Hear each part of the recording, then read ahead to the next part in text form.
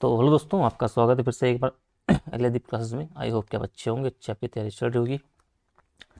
तो अभी ये दिन का टाइम और हम अभी देख रहे हैं आपका GS3। ठीक है, कल हमने इकोनॉमिक्स का सेगमेंट आपने शुरू किया था। ठीक है, बट सुबह भी हमने आपकी करंट की क्लास देखी थी, बट स्वास्थ्य ठीक ना होने के कारण क्लास लंबी नहीं हो पाई। कुछ ही टॉपिक्स हम देखें, हम देख पाए थे बेसिकली।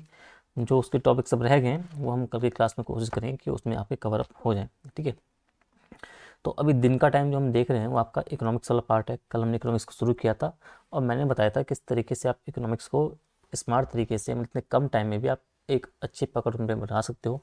कौन कौन से टॉपिक वो हैं जिनसे आपके एग्जाम में सवाल आपके बनते हैं और जिनमें आपके चांसेस हैं कि हाई प्रोबेबिलिटी है कि उसमें आपके सवाल आएंगे। ठीक है, तो उसी संदर्भ में आपको हमने कल आपको जो देखा था, आपके 20 हमने सवाल देख लिए थे। लास्ट हमारा जो आपका टॉपिक था बेसिकली आपका देखने का, वो ये था कि हाँ, कि उत्तराखंड, सॉरी, भारत में कि जो आपका फूड प्रोसेसिंग आपका सेक्टर है बेसिकली, या उसका जो विकास करने की राह में जो आपकी विपणन है और जो आपकी पूर्ति श्रृंखला, यानी हम कर सकते हैं जो आपकी आपूर्ति श्रृंखला प्रबंधन है, उसमें क्या बाधाएं आपकी हैं। तो उसमें अप स्ट्रीम डाउन स्ट्रीम की आपकी जो बाधाएं होती है। ठीक है, वैसे तो खैर ये डीप आपका अलग से टॉपिक आता है पढ़ने के लिए, जिसमें हम एक इसी में एक 2-3 घंटे की क्लास आपकी लग सकती है, लेकिन टाइम की बहुत आपकी कमी है। इस चक्कर से हमने सिर्फ आपका सवाल को दिया, उसके अंतर्गत किस तरीके से आप उसे टैकल करोगे, किस तरीके से उसे आपका टॉपिक उसके अंदर आपको डालने हैं, कौन कौन से सेगमेंट, कौन कौन से आंसर के पॉइंट उसमें डालने, वो मैंने आपको समझाया था। ठीक है, तो हमने इसमें आपकी चुनौतियाँ वगैरह देखी थी और बाकी चीज़ें हमने देखी थी किस तरीके से आपकी चुनौतियाँ वगैरह क्या क्या बनी हुई है। ठीक है, तो उसी के संदर्भ में कुछ और टॉपिक्स, कुछ और सवाल हैं बाकी, हम वो आगे देखते हैं। तो इसमें से मैं कोशिश ये कर रहा हूँ कि आपका जो हम ये सवाल देख रहे हैं, 25, 30, 35 सवाल आपके हैं, इनसे आपका एक तो ये आपका जो ये वाला पैटर्न है, कौन सा, जो परिवहन, ये वाला, एक मिनट, हाँ, ये विपणन वाला आपका हो गया। ठीक है, इसकी बाधाएं आपकी हो गई। आपका जो प्रत्यक्ष और या प्रत्यक्ष आपका जो कृषि सहायता आपका हो गया, MSP आपका हो गया। आपका जन वितरण प्रणाली आपकी हो गई, इनका उद्देश्य, सीमाएं, सुधार, बफर स्टॉक, खाद्य सुरक्षा आपकी, ये वाला टॉपिक आप हो गया। खाद्य प्रोसेसिंग आपका जो आपका है, ये अप स्ट्रीम और डाउन स्ट्रीम की आपकी जो समस्या हैं ये। ठीक है, तो ये जो है इन सवालों से आपका पूरा आपका हो जाएगा।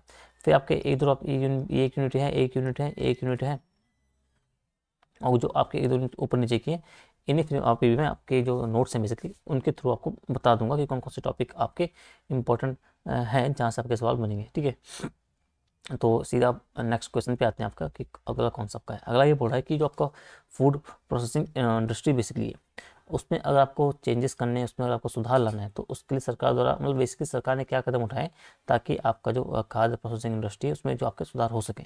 तो 1988 हम जाएंगे कि 1988 में क्या है, आपका जो खाद्य प्रसंस्करण उद्योग है उस मंत्रालय की आपकी स्थापना हुई थी भाई। आप 2010 में आओगे, उसमें विजन 2015 लाया गया था। ठीक है, सीधा फैक्चुअल आप आओ, 11वीं पंचवर्षीय योजना में आप आओ कि 2008 में जब 11वीं पंचवर्षीय योजना की आप बात करोगे तो उसमें आपको 42 मेगा फूड पार्क की स्थापना आपकी हुई है भाई। एक अच्छा आपका कदम था। आप बोलोगे जो बूचर खानों हैं उनके आधुनिकीकरण पर आपका जोर दिया गया। आपका जो राष्ट्रीय खाद्य प्रसंस्करण आपका मिशन है 2012 वाला, उसकी शुरुआत की गई।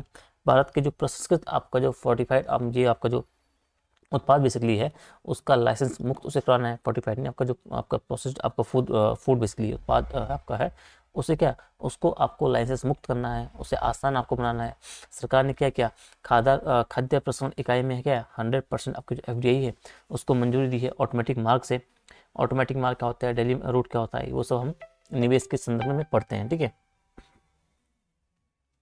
हाँ, अब हम इसके आगे भाई कि जो आपकी क्या होगा, इससे इससे आपकी अत्याधुनिक तकनीक होगी, वो उन्नत उत्पाद आपकी देखने को मिलेगी जब आप 100% FDI को आप मंजूरी दोगे। ठीक है, जो कि सरकार ने दे रखी है। इससे क्या होगा, आपके अलग देशों से अलग आपका अत्याधुनिक आपकी तकनीकें आएंगी, आपका उन्नत उत्पाद आपके पास आएंगे, जिससे कि आप अच्छा उसमें परफॉर्म कर पाओ। ठीक है, अगला है कि खाद्य प्रसंस्करण इकाई की स्थापना में है सरकार द्वारा टैक्स में छोड़ दी जाती है, जिसे हम टैक्स हॉलिडे बोलते हैं बेसिकली। ठीक है, तो टैक्स हॉलिडे को आपको जानना है कि सरकार क्या कर रही है। सरकार जो आपका खाद्य प्रसंस्करण इकाई की अगर स्थापना आप करते हो, वहाँ पे सरकार द्वारा टैक्स में छूट दी जा रही है। आप देश बंधु पोर्टल का आप उसे एक कोड करोगे कि भाई जो इसमें क्या है, इसमें आपका जो इंडस्ट्री बेसिकली है, इससे संबंधित आपको समस्त जानकारी आपको इसमें देखने को मिलती है। देश बंधु पोर्टल ने आपको चीज़ों को आपने आसान कर दिया है। ऑपरेशन जो ग्रीन चलाया गया था टमाटर प्याज को लेके, आलू प्याज टमाटर को लेके, उससे क्या हुआ, उससे आपकी मूल्य स्थिरता के लिए बेसिकली आपको ये ग्रीन ऑपरेशन ग्रीन चलाया गया था। तो ये कुछ कदम सरकार ने उठाया है ताकि आपका जो खाद्य प्रसंस्करण उद्योग है उसमें आपका थोड़ा सा आसानी या उससे आप सुधार कर सको। ठीक है, फिर आप उल्लेख करोगे किसका, पीएम किसान संपदा योजना का आप उल्लेख करोगे। ठीक है, जिसके आपके प्रमुख 7 घटक हैं। ठीक है, अब प्रधानमंत्री किसान संपदा योजना पे आपके इंडिविजुअल सवाल बन सकता है, और इसमें आपका जो ये खाद्य प्रसंस्करण इंडस्ट्री है उसमें आपको इस पॉइंट को आप कोट कर सकते हो कि भाई जो आपका प्रधानमंत्री किसान संपदा योजना है वो बेसिकली 7 घटकों पर आधारित है। पहला घटक है आपका कि मेगा फूड पार्क की स्थापना की बात करता है। अगला घटक है कि भाई जो आपका खाद्य प्रसंस्करण बेसिकली है, या आपका संरक्षण आपकी क्षमता है उसका निर्माण करना है। एकीकृत कोल्ड चेन और मूल्य संवर्धन योजना की बात करता है। खाद्य सुरक्षा और जो गुणवत्ता आश्वासन है अवसंरचना है उसकी बात करता है। कृषि प्रसंस्करण समूह हेतु बुनियादी ढांचे की बात करता है। मानव संसाधन और संस्थान की बात करता है। बैकवर्ड और जो फॉरवर्ड आपके लिंकेज बेसिकली उसके निर्माण संबंधी ये बात करता है। ठीक है, तो इन बातों को आपको थोड़ा सा देखते हुए रहना है पीएम किसान संपदा योजना के बारे में। ठीक है, एक मिनट। ठीक है। तो आप इसको बोलोगे तो इसमें आपको इस पॉइंट को भी डालना है, इस योजना का आपको उल्लेख करना है, क्योंकि इसमें एक जो व्यापक रूप से आप देखोगे जो आपका फूड प्रोसेसिंग इंडस्ट्री है उसके पॉइंट इसमें आपको देखने को मिलते हैं, इन घटक को आपको इसमें देखने को मिलते हैं। तो इंडिविजुअल आपको इनको भी ध्यान रखना है, 7 घटकों को याद रखना है। क्या पता आपको इंडिविजुअल उस पर सवाल बने, और अगर उस पर जोड़ के आपको पूछे तो आप इसका कोड जो है उस आंसर पे कर सकते हो, सवाल पे कर सकते हो, किस पे, आपका जो फूड प्रोसेसिंग इंडस्ट्री में सरकारी कदम के रूप में। ठीक है, अगला आपका आता है एक मेगा फूड पार्क को थोड़ा कॉन्सेप्ट, इसे आप थोड़ा समझ लो कि भाई जो मेगा फूड पार्क का कॉन्सेप्ट क्या है। तो मेगा फूड पार्क आप ये समझो कि एक क्लस्टर अप्रोच है भाई, जो क्या करता है, जो खाद्य प्रसंस्करण उद्योग है उसके लिए विशेष सुविधाएं प्राप्त करने का काम करता है। कौन, मेगा फूड पार्क। अब ये अत्याधुनिक तरीके से एक जो प्रसंस्करण बेसिकली है उसका काम करते हैं। एक और जो है खेतों से आपका जुड़ा होगा, और दूसरी ओर आपका क्या रहेगा, आपका जो प्रसंस्करण यूनिट है जहाँ से क्या है उत्पाद को अंतिम उपभोक्ता निर्यात किया जाता है। तो बेसिकली आप क्या है, 2 तरीके से आपको जुड़ा होता है। एक और जुड़ेगा होगा कहाँ से, एक और जुड़ेगा खेत, यहाँ पे खेत से जुड़ेगा जहाँ से आपको सीधा इसे ये कच्चा माल से मिलेगा बेसिकली। ठीक है, और दूसरा और जुड़ेगा ये आपका प्रसंस्करण यूनिट से। ठीक है, जहाँ से कि आपको उत्पाद को क्या है अंतिम उपभोक्ता या बेसिकली हम कह सकते हैं आपका निर्यात कर सके।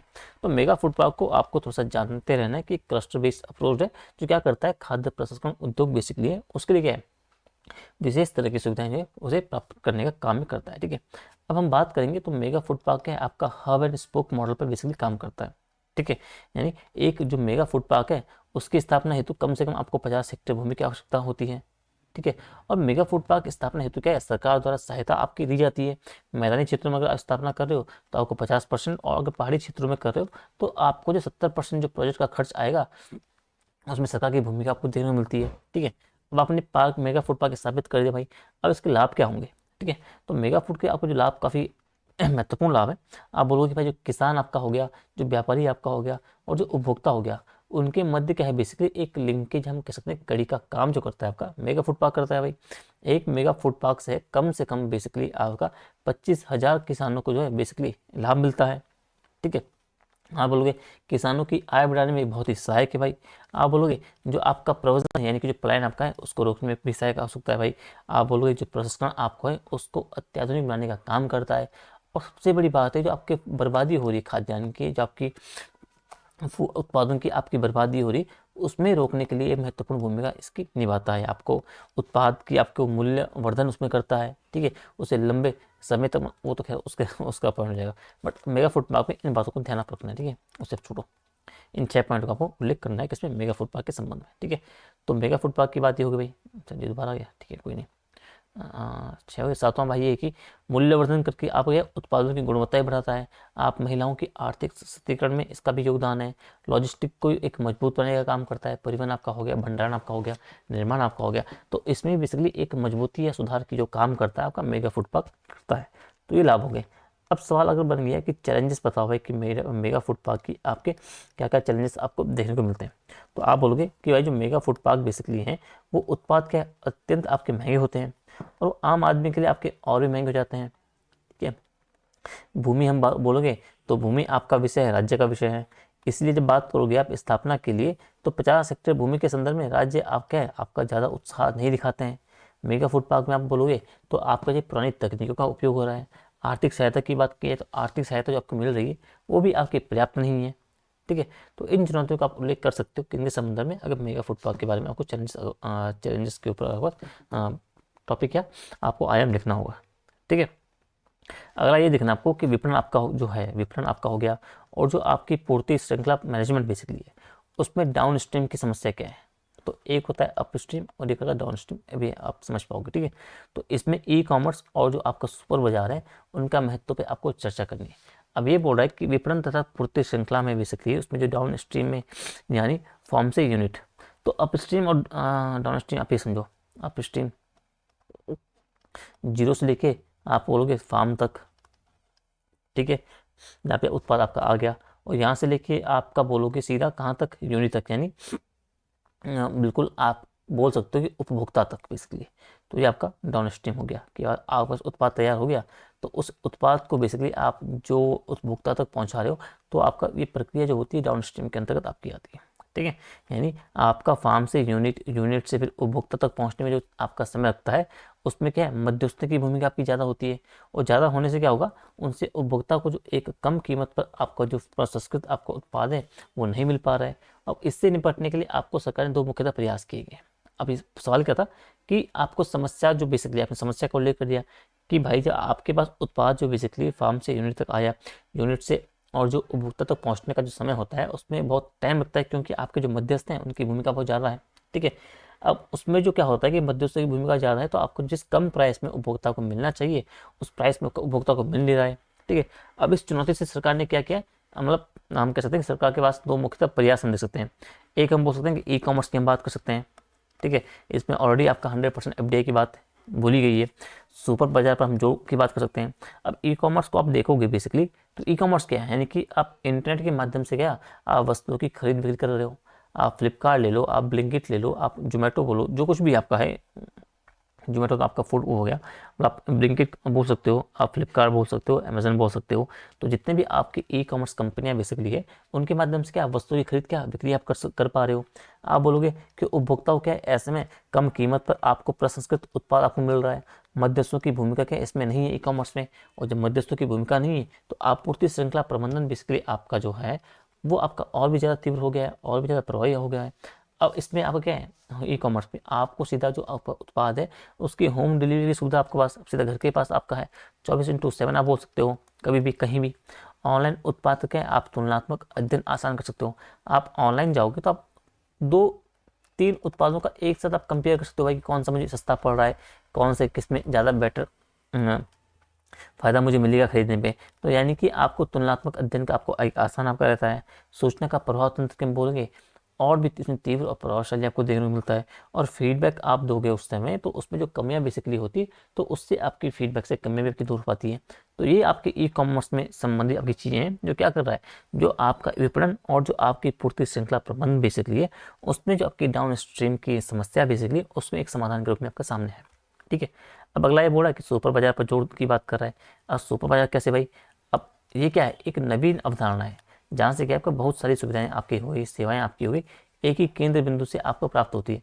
आप वी मार्ट जाओ, विशाल मेगा मार्ट जाओ, बिग बाजार जाओ, जितने भी आपके ये मार्ट हैं, आप बाजार है, सुपर बाजार है, वो सब इसी के अंतर्गत आपके आते हैं। ठीक है, अब इसके तहत क्या आपके क्या फ़ायदे हैं भाई, आपको जब वहाँ पे देखते हो आप विशाल मेगा मार्ट जाओ, आप वी मार्ट जाओ, वहाँ आपको डिस्काउंट मिलता है, वहाँ पे छूट मिलता है। तो उन छूट का मिलना क्या है, उससे क्या कस्टमर क्या आपका ज़्यादा खरीदारी कर पाता है। ठीक है, एक ही स्थान पर आपको सभी प्रकार के आपको विभिन्न उत्पाद मिल जाते हैं। वहीं पे आपको बच्चों के कपड़े मिल रहे हैं, खाने का सामान मिल रहा है, सब्जियां मिल रहा है, बड़ों के कपड़े मिल रहे हैं, बर्तन मिल रहे हैं, किचन का सामान मिल रहा है, परचून का सामान मिल रहा है, बाकी सारा सामान क्या आपको मतलब एक ही जगह पे आपको विभिन्न उत्पाद आपको मिल जाते हैं। आपको कई ब्रांड के उत्पाद एक साथ मिल जाते हैं। आप किचन में जाओ, वहाँ पे कॉफ़ी रखी होगी, तो कॉफ़ी की यहाँ पे 36 प्रकार की आप रखी होगी, वहाँ पे 36 प्रकार की कंपनियाँ यहाँ पे रखी होगी। कहने का मतलब है आपको एक ही जगह एक ही ब्रांड के आपको बहुत सारे उत्पाद मिल जाते हैं, ताकि आप सामने अपने क्या है एक तुलनात्मक खरीदारी आप कर पाओ, उसमें आपका सहायक भूमिका निभाता है। सामान का पूरा उसमें विस्तृत और विवरण आपका हो गया, बिल आदि, इन सब के माध्यम से आपको एक फ़ायदा मिलता है। किससे, ये सुपर बाजार से। ठीक है, तो सुपर बाजार की अवधारणा को आपको इस तरीके से समझाना है कि किस तरीके से आपका जो विपणन आपका हो गया और जो आपका ये आपूर्ति श्रृंखला प्रबंधन है उसमें आपका ये जुड़ा हुआ है। समझ गए। अब अगला सवाल आपको देखना है कि जो भूमि सुधार वाला टॉपिक है बेसिकली, इसमें कुछ टॉपिक मैंने डाले हुए हैं बेसिकली यहाँ पे जी ना, भारत भूमि सुधार जी। तो ये वाला सेगमेंट भी आपको एक मोटा मोटा अच्छे से आपका एक रिवाइज हो जाएगा यहाँ से। तो सवाल आपका किस तरह से बनेगा कि भाई जो भूमि सुधार आपका है उसने, यहाँ हम बोल सकते हैं भूमि सुधार और भारतीय अर्थव्यवस्था में भूमि सुधार के महत्व की चर्चा करें। या तो आप बोलोगे कि भारतीय अर्थव्यवस्था में आपको भूमि सुधार के महत्व की चर्चा बेसिकली आपको करनी है। तो आप बताओगे भाई भूमि सुधार होता क्या है, कि आप बोलोगे कि जो कृषि में आपके होने वाले दीर्घकालीन आपके सृष्टात्मक सुधार हैं, जो कृषि की उत्पादकता में क्या है बेसिकली वृद्धि करने का काम करता है, और क्या है ग्रामीण गरीबी में आपको कमी करता है, और एक सामाजिक न्याय में आपकी वृद्धि करता है, वही आपका भूमि सुधार है। ठीक है। ठीक है। तो भूमि सुधार को आप समझ गए कि भाई भूमि सुधार क्या है। मतलब आपको कृषि में अगर आपको दीर्घकालीन आप जो संरचनात्मक सुधार करते हो, जो क्या करता है, जो कृषि की आपकी उत्पादकता में वृद्धि करेगा। ठीक है। साथ ही साथ आपकी ग्रामीण जो गरीबी है उसमें कमी करेगा, और आपके संबंध में बोलोगे कि आप एक सामाजिक न्याय में आपकी वृद्धि करेगा, उसकी स्थापना करेगा। तो भूमि सुधार बेसिकली इसलिए आपका किया जाता है। ठीक है। तो इतना आपको इंट्रो के रूप में आपको समझना है। ठीक है। अब अगला पार्ट बोल रहा है कि आपका जो भारतीय अर्थव्यवस्था में किस तरह की इसकी एक जो सुधार का महत्व क्या है बेसिकली। तो अब भूमि सुधार की आपकी आवश्यकता आप ये समझो भाई, इसमें क्या है कृषि उत्पादकता में वृद्धि होती है, ग्रामीण गरीबी में आपकी कमी होती है, आपका जो सामाजिक न्याय है बेसिकली उसमें आपको वृद्धि देखने को मिलती है। ठीक है। अब ये बोला कि महत्व क्या है बेसिकली भाई, कि भारतीय अर्थव्यवस्था में भूमि सुधार का महत्व क्या है। तो इससे क्या होगा, इससे बेसिकली देश में खाद्य सुरक्षा आपको स्थापित करने के लिए, सुनिश्चित करने के लिए बेसिकली आपको भूमि सुधार किया जाता है। आप बोलोगे इससे काश्तकारों के आय में वृद्धि होती है, उद्योगों के विकास के लिए एक सबसे महत्वपूर्ण जो कारक है आपका भूमि बना हुआ है। तो अगर आप भूमि में सुधार वगैरह करोगे तो आपको उतने अच्छे तरीके से आपका उद्योगों का विकास होगा। आप बोलोगे कि आपका जो बेसिक आपकी जो आधारभूत संरचना है बेसिकली है, उसके विकास के लिए आपको भूमि सुधार आपका महत्वपूर्ण है। व्यापार करने की सुगमता बढ़ाने के लिए आपको भूमि सुधार महत्वपूर्ण है। रोजगार बढ़ाने के लिए आपका जो भूमि सुधार है वो आपका महत्वपूर्ण है। कृषि से अगर आपको प्रचंड बेरोजगारी कम करनी है उसके लिए भूमि सुधार का इंपॉर्टेंट आपका रोल बनता है। जीडीपी वृद्धि आपको बढ़ानी है उसके लिए भूमि सुधार आपका इंपॉर्टेंट रोल बनता है। ग्रामीण आपका पलायन रोकना है उसके लिए आपका भूमि सुधार इंपॉर्टेंट रोल निभाता है। और जो कृषि आपको ओवरऑल विकास करना है, कृषि विकास को आपको बढ़ावा देना है, तो आपका जो भूमि सुधार है वो आपका एक महत्वपूर्ण भूमिका आपकी निभाता है। ठीक है। अब किस तरीके से आपका भारत में भूमि सुधार हुआ उसके विकास को आपको समझना है भाई। तो सवाल आपका यही बनेगा कि सवाल किसी तरीके से बन सकता है आपका। ठीक है। बस मेन आपका जो आत्मा क्या है, आत्मा ये कोर चीज़ें है कि आपका जो विकास किस तरीके से भारत में भूमि सुधार का हुआ है। तो भूमि सुधार आपका हुई भाई, जब हमने ऊपर देखा कि कृषि में होने वाला दीर्घकालिक संरचनात्मक सुधार है जो समय समय पर क्या कृषि की उत्पादकता बढ़ाने हेतु किया गया। और भारत में आपका जो भूमि सुधार है उसको आप दो चरणों में देखोगे भाई। आप बोलोगे 1947 से पहले, आज़ादी से पहले क्या हुआ, और आज़ादी के बाद किस तरीके से आपको सुधार देखने को मिलते हैं।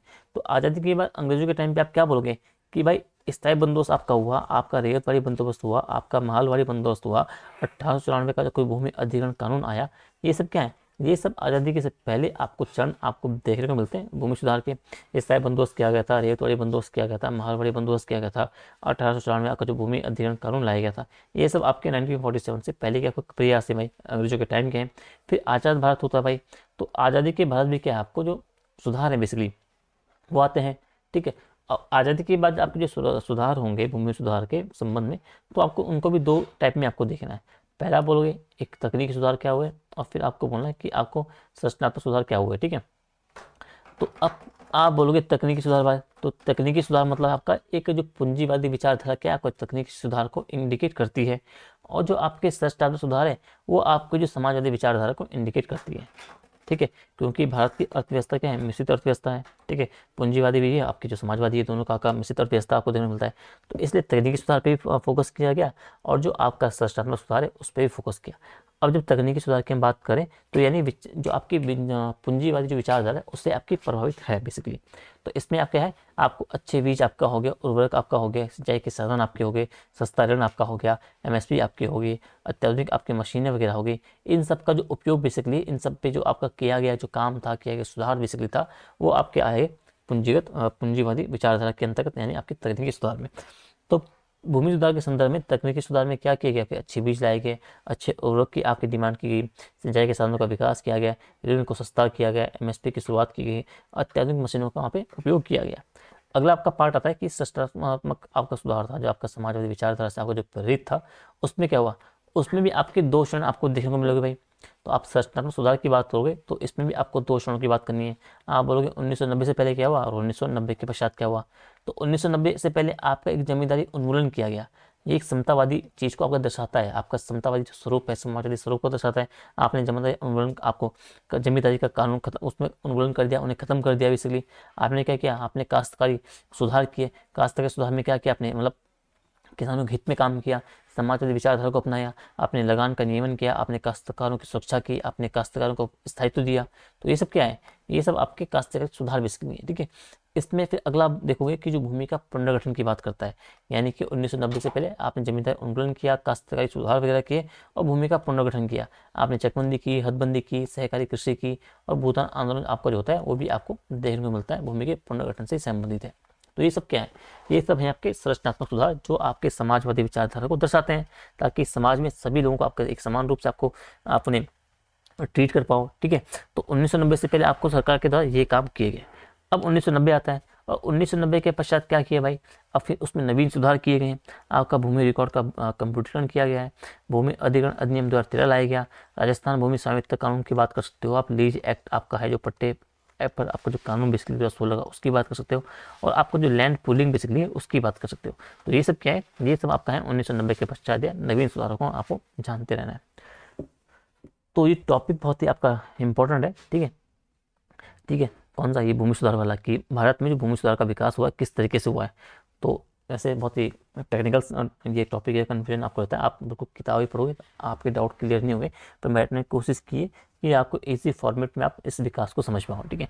तो आपको 2-3 फॉर्मेट पे याद रखना है कि भूमि सुधार को आपको 2 चरणों में बांटना है, 47 से पहले और 47 के बाद। 47 से पहले आपको ब्रिटिश काल जो आपके 3 चरण आपके काम हुए थे उनकी बात करोगे, फिर आप आओगे आज़ादी के बाद। आज़ादी के बाद आप 2 तरीके से अपनाओगे, एक तकनीकी सुधार और एक संरचनात्मक सुधार।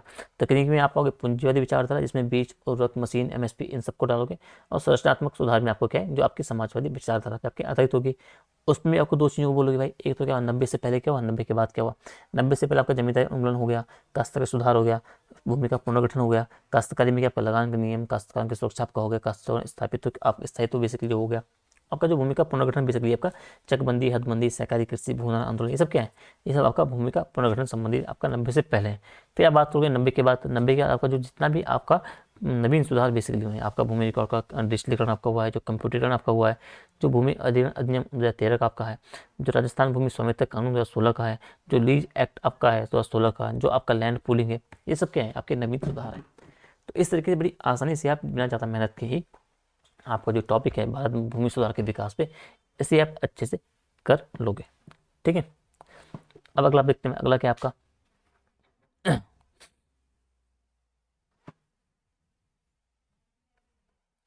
अगला ये बोल रहा है कि जो भारत में आपका भूमि हुआ है, तो भूमि का आप जो उपविभाजन आपका हो रहा है, जो भूमि का उपखंडन हो रहा है, उसके कारण क्या है, फिर उसके प्रभाव क्या हो रहे हैं, और इसके समाधान के आपको नीतिगत उपाय बताने हैं, ठीक है। तो सीधा कारण पे आप हो भाई, यानी आप ये बोलो कि भारत में जो भूमि के जो आपके छोटे टुकड़ों में विभाजन आपका हो रहा है और जो भू जोतों का बिखरा हो रहा है, उसके निम्न कारण आप बताओगे भाई। एक आप बोलोगे कि भाई आपकी जो है भूमि पर बढ़ता जनसंख्या दबाव, आप बोलोगे भाई कि आपके 140, 40, 45 करोड़ आपकी जनसंख्या हो गई है और भूमि आपकी निश्चित बनी हुई है, तो उससे आपका जो जनसंख्या का दबाव बढ़ रहा है वो एक कारण बना हुआ है। उत्तराधिकार का नियम आपका बना हुआ है भाई, आपके एक के 2 पुत्र हुए बी और सी, तो इसके पास बोलोगे आपके पास क्या था, 2 बीघा ज़मीन थी, फिर आगे जाके ये 1-1 बीघा हो गई। अब इनके 2 पुत्र हुए बी के, इनके 2 पुत्र, इसका सी डी 2 पुत्र हुआ, इसके ई एफ इसका 2 पुत्र हुआ, ठीक है। तो इसमें क्या आपसे आधा बीघा इसके पास रहेगी, इसके पास आधा बीघा, और ऐसे ऐसे जैसे आपका उत्तराधिकार का नियम चलता रहेगा, आपका जो भूमि का बिखराव है, जो विखंडन आपका बेसिकली होता रहेगा, ठीक है। संयुक्त परिवार का टूटने की बात कर रहे हैं, पहले होता ये था गाँव में कि आपका जो संस्कृति थी, कल्चर थी बेसिकली, उसमें संयुक्त परिवार की प्रथा थी। एक ही परिवार में क्या आपका भाई सब साथ में रह रहे हैं, सब साथ में कमा रहे हैं, साथ में खा पी रहे हैं, तो जो भूमि का विभाजन बेसिकली था वो टुकड़ों में विभाजित नहीं होता था। लेकिन जैसे जैसे आपका जो संयुक्त परिवार का जो है बेसिकली वो एकल परिवार में आपका परिवर्तन हो रहा है, आपका जो भूमि का विखंडन आपका बिखराव है वो भी आपका बढ़ता जा रहा है, ठीक है। भूमि पर निजी अधिकार की आप बात करोगे, किसानों की ऋणग्रस्तता की आप बात करोगे, आप बोलोगे कि ग्रामीण क्षेत्र में आपका जो प्रचलित आपकी जो बटाई प्रणाली है उसकी बात करोगे, आप बोलोगे ग्रामीण क्षेत्रों में आपके जो हस्तशिल्प उद्योग हैं उनकी कमी की बात करोगे, और भूमि के प्रति जो लगाव बेसिकली है ना, वो सबसे बड़ा कारण है। ठीक है। तो इन बातों को आपको ध्यान रखना है कि कौन से कारण बेसिकली हैं जो भारत में भूमि के आपका जो एक उपखंडन या विभाजन से आपके अपखंडन या विभाजन से संबंधित है। अब आपने कारण समझ लिया, अब इसका प्रभाव हो क्या रहा है भाई। आप खेत आपके टुकड़े टुकड़ों में बटेंगे तो आपकी उत्पादकता आपकी कम होगी भाई। आप क्या है, आपके ग्रामीण क्षेत्र में आपकी प्रचंड बेरोजगारी इससे फैलेगी। ठीक है। भूमि का आपका प्रबंधन में आपका कठिनाई होगी। ठीक है। आप उसे रेगुलेट नहीं कर पाओगे ना, जैसे छोटे छोटे टुकड़ों को आप मतलब एक टुकड़ा यहाँ पे, एक टुकड़ा वहाँ पे, एक टुकड़ा यहाँ पे, तो उसकी जो आप मैनेजमेंट आपका जो है, आपका जो रेगुलेशन है बेसिकली, उसमें आपको थोड़ी कठिनाई आपको देखने को मिलेगी। अब ऐसा होगा तो उससे आपका समय की बर्बादी होगी, आपके आर्थिक संसाधन है वो आपके ज़्यादा प्रभावित आपके प्रभावित होंगे उस तरीके से।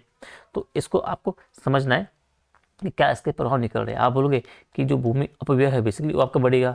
आपका घेराबंदी की बात करोगे, उसी में जो आप देखोगे तो लगभग आपका 5% भूमि आपकी बर्बाद किस में होती है, सिर्फ सिर्फ घेराबंदी करने पे। आप बोलोगे इससे आपके सीमा विवाद बढ़ेंगे, विवाद बढ़ेगा तो आपसी भाईबंदी आपकी खराब होगी, आपसी विवाद आपके बढ़ेंगे, आपकी लड़ाई झगड़े बढ़ेंगे, भाईचारा आपका खत्म होगा। आपका जो समतावादी आपका जो दृष्टिकोण है गाँव देश समाज का, उसमें आपको इम्पैक्ट पड़ता हुआ नजर आपको आएगा। ठीक है। गई। ठीक है।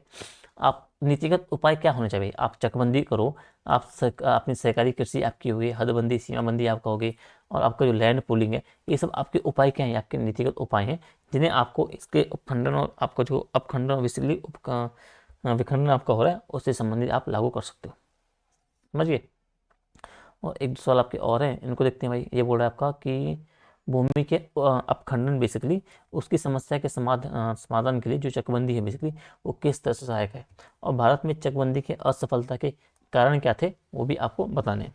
तो आप बोलोगे कि भारत में जो भूमि के अपखंडन की समस्या आपकी रही है उसको समाप्त करने, और संसाधन आपका हो गया, समय आपका हो गया, और श्रम हो गया, उनकी बचत करने के लिए चकबंदी की शुरुआत की गई थी।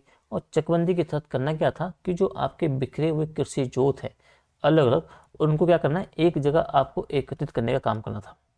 ठीक है। तथा जितने किसानों की वो भूमि बेसिकली है उनको उनकी भूमि के हिसाब से क्या है, उसका भूमि का क्षेत्र दिया जाता, और एक ही जगह क्या है, एक ही स्थान पर। ठीक है। अब ये मान लो कि भाई यहाँ पे आओ, अब ये ए है, ये एक अपना क्षेत्र बेसिकली। ठीक है। अब इस ए की भूमि यहाँ पे भी है, यहाँ पे भी है, यहाँ पे भी है, यहाँ पे भी अलग टुकड़ों में बिखरी हुई है। अब बी की बात करोगे तो बी की भूमि यहाँ पे भी है, यहाँ पे भी, यहाँ पे भी, यहाँ पे भी है। सी की बात करो, सी की भूमि यहाँ पे भी है, सी की भूमि यहाँ पे भी है, और यहाँ पे भी है। तो आपका जोतों का जो इसमें आपकी भूमि का बिखराव हो रखा है, तो ये आपका बोल रहा है, जो चकबंदी में बोल रहा है आपको करना ये था कि इन सबको जो बिखरा हुआ भूमि को, तो उनको एक साथ लाना था। अब इस ए का यहाँ जितना आपका यहाँ पे था, ए का यहाँ पे, यहाँ पे, तो जितने क्षेत्र में इसकी भूमि फैली हुई थी उसी साइज में इसको एक ही जगह भूमि दे देनी थी। ठीक है। वैसे ही बी के संदर्भ में करना था। ठीक है। वैसे बी के संदर्भ में एक स्पेसिफिक जगह आप पूरी आपको जो उसका जितना भूमि था उसके अनुपात में आप एक जगह दे दो भाई। तो ये आपका बेसिकली जो चकबंदी था आपको इस तरीके से काम इसे करना था। ठीक है। अब इससे होता क्या है कि चकबंदी से आपका जो भू स्वामित्व होता है उसमें आपका परिवर्तन आता है। अब भारत में बोलोगे तो चकबंदी क्या है, वो स्वेच्छा से और जबरन शक्ति दोनों से आपको लागू हो बेसिकली है। 1920 में आप बोलोगे तो बड़ौदा में आपका चकबंदी कानून क्या है, सर्वप्रथम आपका लागू हुआ था। ठीक है। और भारत में आप बात करोगे तो लगभग क्या है, 50% 50% कृषि भूमि को क्या है चकबंदी के अंतर्गत आपका लाभ मिल रहा है। ठीक है। तो ये आपको बोलते रहना है। अब ये बोल रहा है कि इसके असफलता के कारण क्या रहे हैं, जो चकबंदी को आपको जो सफलता जो मिलनी चाहिए थी वो मिली नहीं, तो क्यों नहीं मिली बेसिकली। आप बोलोगे किसान को क्या है, उनकी भूमि कृषि जोत के प्रति भावनात्मक लगाव है। तो भूमि के प्रति क्या इंडिया में बहुत ही ज़्यादा जो किसानों में बेसिकली बोलोगे, जो आप बोलोगे तो यहाँ आपको भूमि के प्रति बहुत ज़्यादा भावनात्मक आपका लगाव होता है बेसिकली। तो किसान क्या करता है, अपनी भूमि देने से मना कर देता है। चकबंदी क्या आपका सुरक्षा से लागू है। ठीक है। तो राज्यों को बेसिकली लागू करने के दिया गया है कि आप सुरक्षा आपके ऊपर है, आप लागू करो या ना करो। उससे क्या आपको राज्य बेसिकली आप उदासीन बने रहते हैं। चकबंदी से क्या होता है, किसानों में एक प्रकार का भय भी है, भय भी है कि बस सरकार हमारी जमीन हड़प लेगी, ये कर देगी, वो देगी। तो जो भय बेसिकली है ये इसका असफलता के कारण भी इसमें भूमिका इसने निभाई है। और भूमि का जो उचित मूल्यांकन की कमी बेसिकली हम देखने को मिलते हैं, क्योंकि हो सकता है एक ही मानो कि यहाँ पे ज़मीन थी, यहाँ पे ज़मीन थी और यहाँ पे ज़मीन थी, तो एक ही ज़मीन क्या है वो अच्छे अच्छे उपजाऊ ज़मीन थी, अच्छे अच्छे क्षेत्र में ज़मीन थी। लेकिन जब चकबंदी की गई बाद में जो ज़मीन मिली, उसे जो ज़मीन यहाँ की मिली एक साथ, और ये उतनी उपजाऊ नहीं है, उतनी अच्छी नहीं जो इसकी यहाँ पे पहले की ज़मीन थी। और साथ ही आप बोलोगे जो भ्रष्टाचार की जो कमी तो आपकी है, तो भ्रष्टाचार कमी नहीं, भ्रष्टाचार की जो वृद्धि हम बोलोगे कि भ्रष्टाचार तो कब बना हुआ है हर चीज़ में, तो उसका उल्लेख आप यहाँ पे कर सकते हो। तो ये बेसिकली आपको असफलता के कारणों का आपको उल्लेख करना है अपने आंसर में जब इससे संबंधित आपका सवाल आपका आया। ठीक है, बस अब आपका सहकारी कृषि इसे आप समझ लो और फिर मोस्टली आपका जो क्वेश्चन यहाँ पे हो जाएंगे। ठीक है, सहकारी कृषि की अवधारणा को आपको समझना है, सहकारी कृषि होती क्या है, लाभ क्या है, और सहकारी कृषि को असफल बनाने वाले आपके कारक हैं, उनकी आपको चर्चा करनी है। तो जब भारत में आपके सहकारी कृषि की बात करते हो तो सहकारी कृषि आपका क्या है, वो प्रचलित करने का मुख्य उद्देश्य क्या है कि भूमि का अगर विभाजन आपका हो रहा है, जो भूमि का अपखंडन बेसिकली हो रहा है, उसकी समस्या का समाधान आपको करना है। श्रम आपका हो गया, समय आपका हो गया, आर्थिक संसाधन आपके हो गए, उनकी बचत आपको करनी है बेसिकली। तो बेसिकली आप बोलोगे कि इसका उद्देश्य था कि भारत में आपका जो उप विभाजन आपका भूमि का हो रहा है, जो अपखंडन की समस्या बनी हुई है, इसका समाधान करना है। और जो श्रम समस्या, समय, आर्थिक आपका जो संसाधन बेसिकली उनकी बचत के लिए आपको इस सहकारी कृषि को, इसकी अवधारणा को बेसिकली लागू किया गया था। ठीक है, अब ये बोल रहा है कि सहकारी कृषि के तहत क्या, जो किसान क्या है वो अलग अलग कृषि जोतों को मिलाकर क्या है और बिना स्वामित्व तो गंवाए खेती करते हैं साथ में। और सहकारी कृषि के लिए क्या है, राज्य के सहकारी कानून के अंतर्गत एक समिति बनाकर क्या करते हैं, उसका पंजीकरण करना उन्हें होता है बेसिकली। अब ऐसा करने से उन्हें लाभ क्या मिलता है, आपको बोलोगे जो भूमि श्रम आपका हो गया, जो तकनीक आपकी हो गई इत्यादि, इन सब का एक समुचित प्रयोग हुआ भाई। आप नवीन तकनीक का प्रयोग आप संभव कर पाओगे, श्रम का विभाजन आपका संभव हो पाएगा। सहकारी कृषि से क्या आपका सामाजिक और जो राजनीतिक लाभ वो आपके पूरे होते हैं। सहकारी कृषि से आपका भंडारण करने में क्या है, किसानों को उचित दाम मिलना आपका निश्चित हो पाता है। ठीक है, और आप बोलोगे कि भारत के जो कुल कृषि जोत बेसिकली है उनका 10% जोतों में ही आपका है सहकारी कृषि हो पा रही है, और मात्र 0.2% किसानों को क्या है सहकारी कृषि का वास्तव में लाभ मिल पा रहा है। समझ लो। अब इस कृषि को असफल बनाने के वाले कारक क्या है भाई, एक तो बोलोगे उतना सामाजिक नेतृत्व जो होना चाहिए उसका अभाव समुचित रूप से नहीं मिल पा रहा है, तो सामाजिक नेतृत्व का अभाव बना हुआ है। पंजीकरण की समस्या आपकी बनी हुई है, अफसरशाही की समस्या आपकी बनी हुई है, शिक्षा का अभाव है, जागरूकता का अभाव बना हुआ है।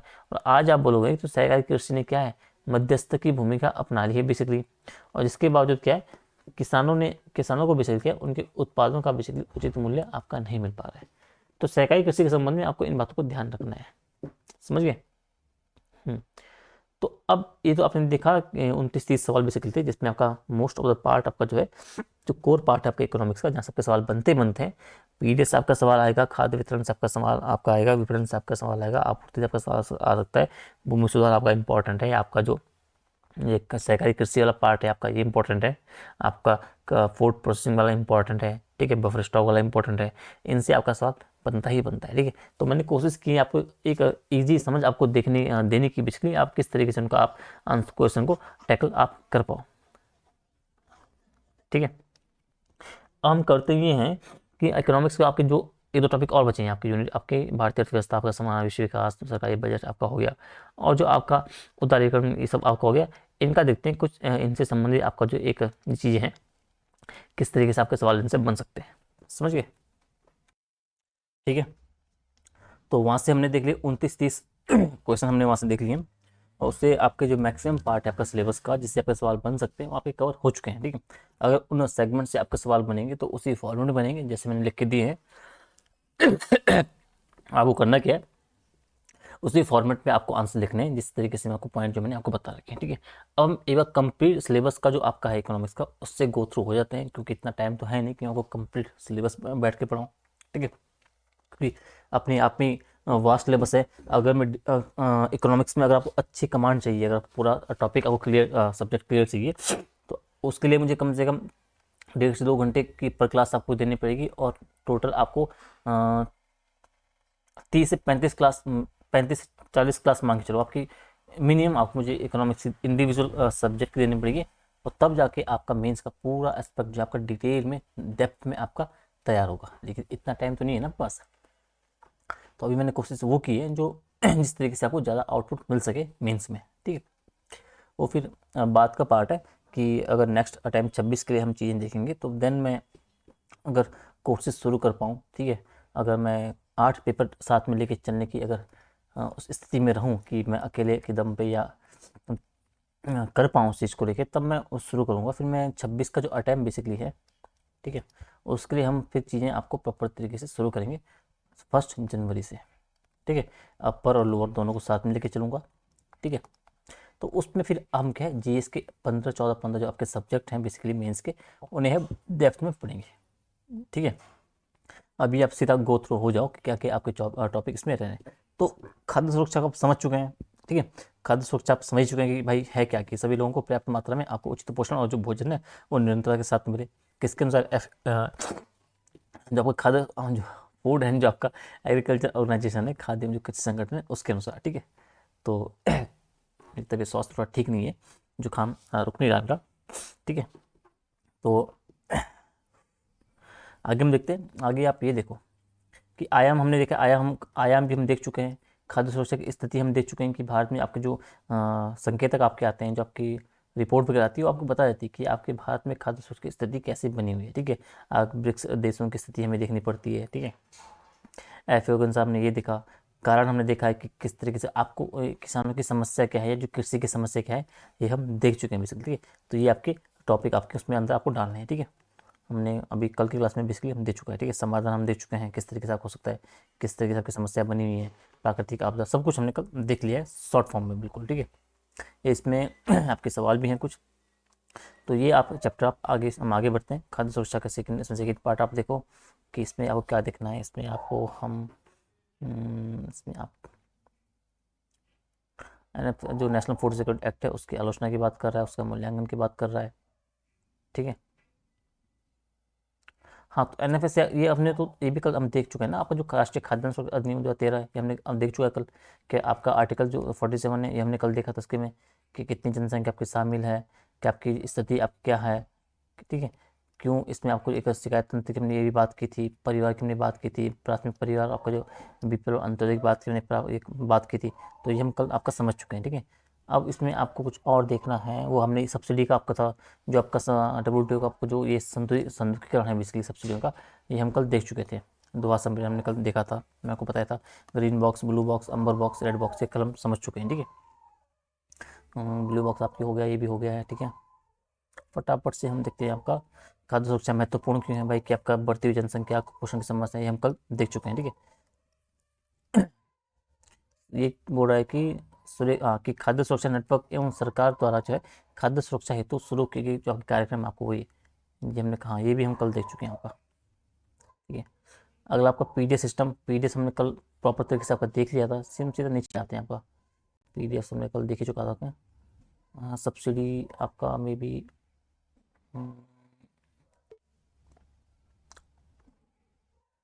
ठीक है।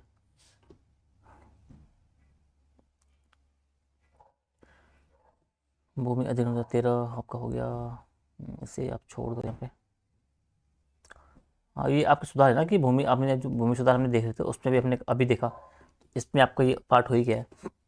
इसमें और आगे आ पाओ, और आगे आ पाओगे तो लैंड पुलिंग एक्ट बेसिकली जो आपका है, लैंड लीज एक्ट आपका हो गया। इससे आपको थोड़ा सा देखना क्या, आप जो लैंड पुलिंग मतलब ये समझो कि लैंड पुलिंग नीति के अंतर्गत होता क्या है, कि शहर के आसपास की आपकी जो खाली पड़ी भूमि होती है उसको क्या है, उसको बहुत सारे जो भूस्वामी क्या करते हैं, मिलकर क्या करते हैं, एक सिटी डेवलपमेंट अथॉरिटी है उसको देते हैं, ठीक है, विकसित करने हेतु।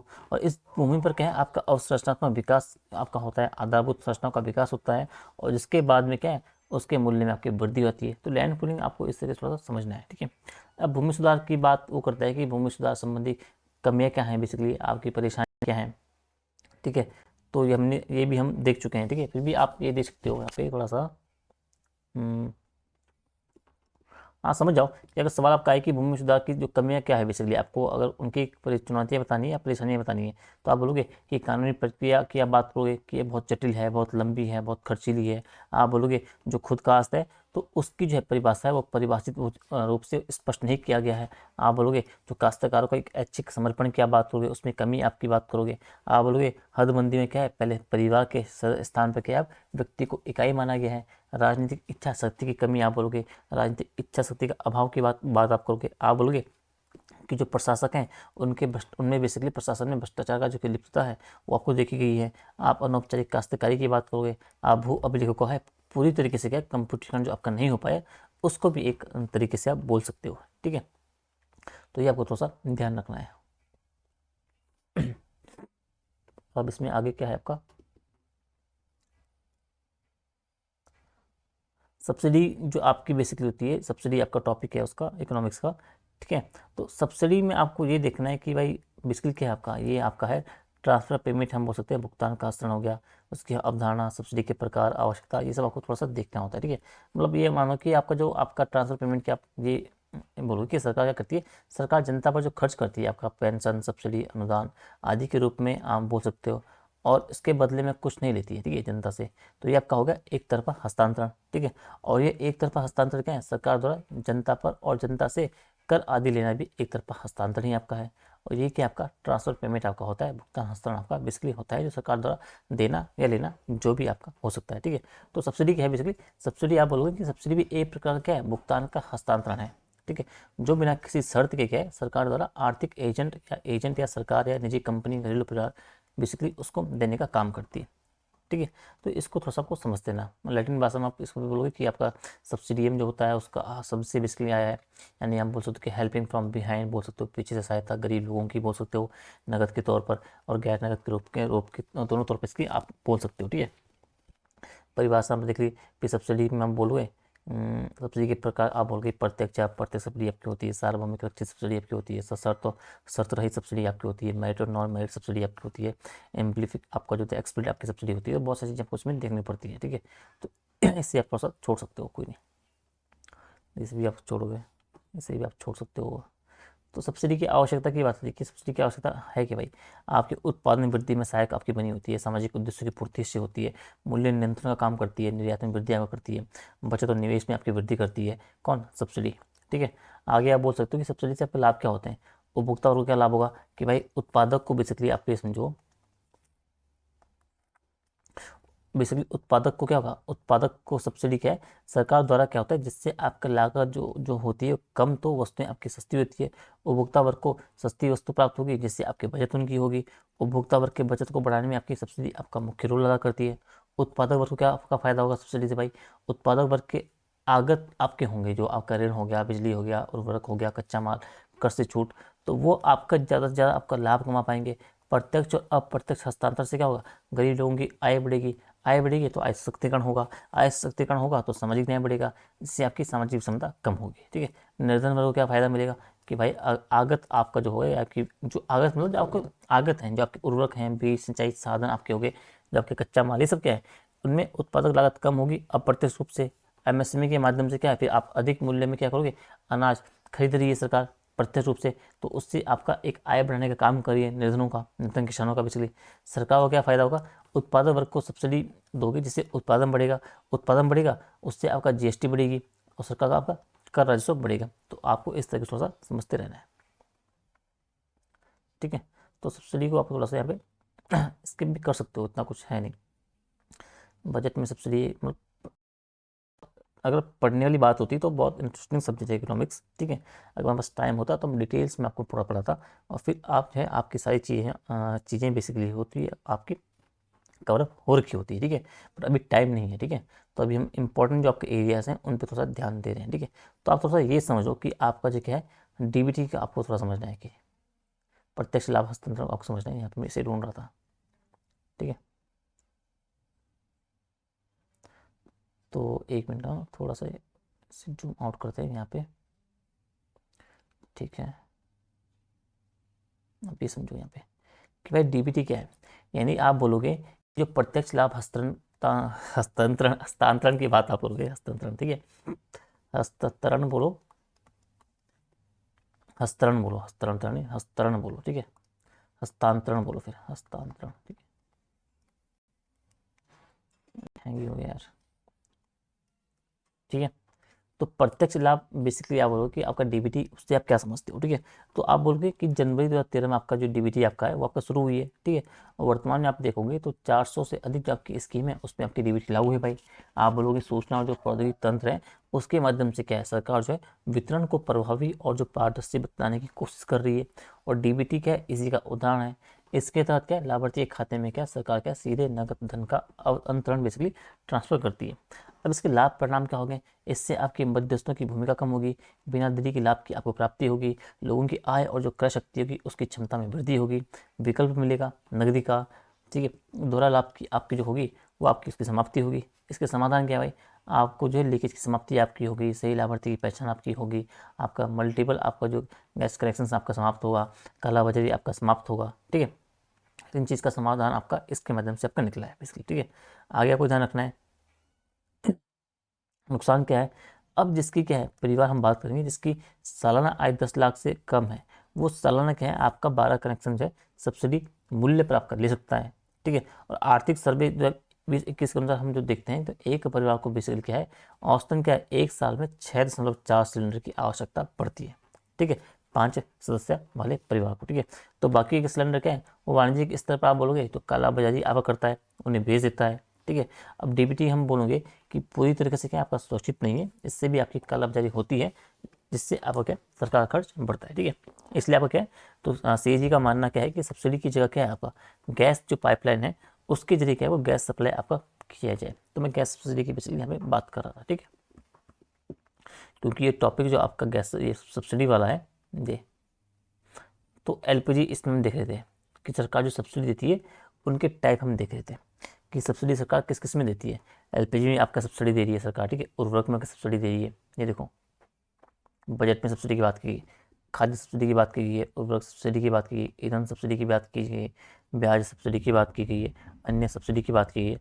तो इनको बेसिकली आप थोड़ा सा उस सरकार मतलब जो सब्सिडी बोला गया उसकी बात कर रहे थे आप। ठीक है, तो सब्सिडी जो सरकार देती है वो डीबीटी के माध्यम से देती है, तो डीबीटी को इसलिए थोड़ा सा वहाँ पे थोड़ा सा एक्सप्लेन कर रहा था। ठीक है, अब इतनी सब्सिडी हम नहीं पढ़ पाएंगे, लेकिन जो आपका और इम्पोर्टेंट एरियाज बेसिकली उन्हें थोड़ा सा देखने की कोशिश करते हैं। ठीक है, फिर वो सब्सिडी वही आपका जो हम ग्रीन बॉक्स अम्बर बॉक्स वाला यहाँ पे आपका पार्ट आपका आता है कि WTO में आपको जो सब्सिडी है। ठीक है, सब्सिडी का संतुलीकरण आपको जो बेसिकली होता है, तो पूरा आपको पढ़ना पड़ता है डिटेल में किस तरीके से आपका प्रोसेस काम हुआ था, किस तरीके से WTO आपको दोहा सम्मेलन आपका हुआ, जो कुछ भी होता है। ठीक है, इन सबको मंत्रिस्तरीय आपका सम्मेलन जो बेसिकली है इन सब के बारे में थोड़ा सा डिटेल में पढ़ना होता है। ठीक है, ग्रीन बॉक्स सब्सिडी आपको ये ना सब्सिडी का संतुलीकरण, ये टॉपिक हमने ऑलरेडी कल हम देख चुके हैं। ठीक है, जिस तरीके से अगर सवाल है उससे पैटर्न बनेगा और आपको उस तरीके से हमको जितना आपको कंटेंट डालना है वो मैंने कल आपको दे चुका हम दे चुके। ठीक है, फिर आपका है ये MPS मार्केट प्राइस आपका जो सपोर्ट है। ठीक है, इसके थोड़ा सा इसे आप छोड़ दो, कुछ खास है नहीं इसमें, मतलब खास तो है बट अभी जो मुझे लग रहा है जो सवाल आपके बन सकते हैं वो उन एरियाज को मैं ढूंढ रहा हूँ। ठीक है, उर्वरक में DBT इसे आप स्किप कर सकते हो, जैम की बात कर रहा है। ठीक है, तो जनधन आधार मोबाइल आपका वही है। ठीक है, यानी 2013 में आपका शुरू हुआ था। ठीक है, डीबीटी की बात करते थे, लगभग 433 योजना डीबीटी से पर आधारित आपकी होगी। वही हमने अभी पीछे देखा कि लाभार्थी के सीधे बैंक खाते में आपका नगद धन का अंतरण आपका हो रहा है और विलम्ब धन का स्थानांतरण हो रहा है, मध्यस्थों की भूमिका आपकी समाप्त हो गई है। ठीक है, तो डीबीटी है कि आपका जो जन आधार आपका जो है जनधन आधार मोबाइल के माध्यम से आपका है कि एक डिजिटल पाइपलाइन है भाई। ठीक है, जैम बेसिकली निगरानी हेतु बोलो कि आरोग्य सेतु है, मतलब इसे आप छोड़ ही दो फिलहाल।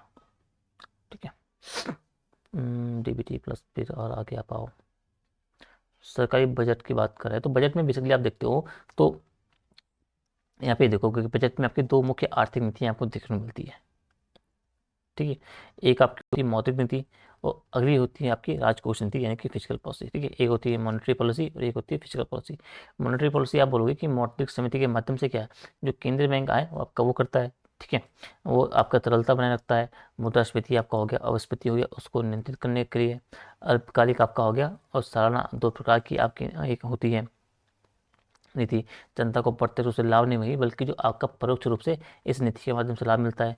MPC द्वारा क्या साल में 6 बार आपका समीक्षा की जाती है मौद्रिक नीति का, 2 माह पे इसलिए हम कह सकते हो लागत को प्रभावित करता है, संगठित क्षेत्र पर एक इम्पैक्ट डालने का काम करता है। फिर आपका बोलोगे जो राजकोष नीति है वो क्या है, वो आपका सरकारी खर्च आपका हो गया, जो आय आपका हो गया, ऋण आपका हो गया, बजटीय घाटा घाटे का वित्तीय व्यवस्था इनसे संबंधित है। सरकार द्वारा क्या है निर्मित है, संचालन वित्त मंत्रालय द्वारा किया जा रहा है। दीर्घकालिक नीति आपकी होती है, इसके 3 मुख्य घटक आपको होते हैं, करारोपण आपका हो गया, सरकारी व्यय आपका हो गया, सरकारी ऋण आपका हो गया। ठीक है, इसका जनता पर सीधा प्रभाव पड़ेगा भाई, प्रत्यक्ष रूप से संगठित और असंगठित क्षेत्रों को प्रभावित करता है। राजकोष नीति को प्राप्त करने के लिए क्या है आपका सरकार के उपकरण के रूप में क्या है एक करारोपण या कर नीति आपका हो गया, सरकारी खर्च व्यय आपका व्यय नीति हो गया, सरकारी ऋण आपका ऋण नीति आपका हो गया, और बजटीय नीति आपको देखने को मिलती है। ठीक है,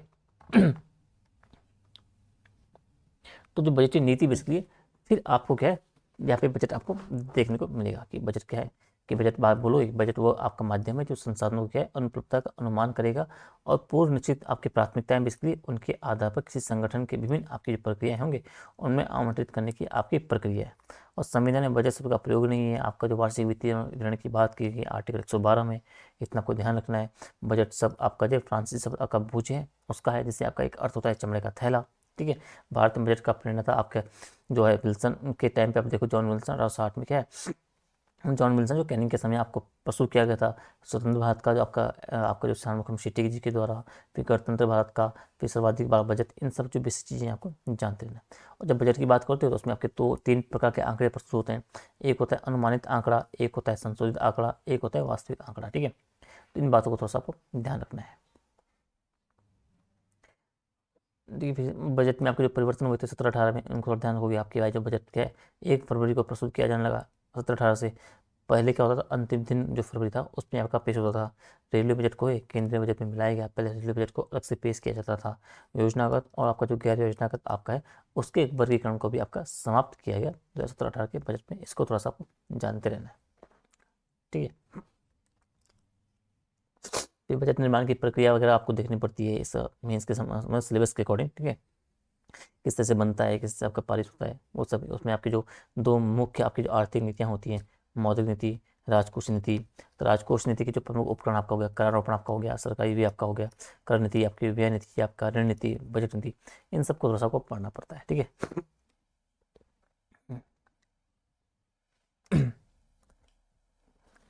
फिर राजस्व घाटा आपका आता है, फिर आपका तो बहुत सारी चीज़ें हैं आपको देखने के लिए इकोनॉमिक्स में सेगमेंट पे बेसिकली। ठीक है, तो मैं सिर्फ वो एरियाज देख रहा हूँ जो आपके थोड़ा सा इंपॉर्टेंट मुझे लग रहे हैं, जहाँ सबके सवाल बन सकता है। ठीक है,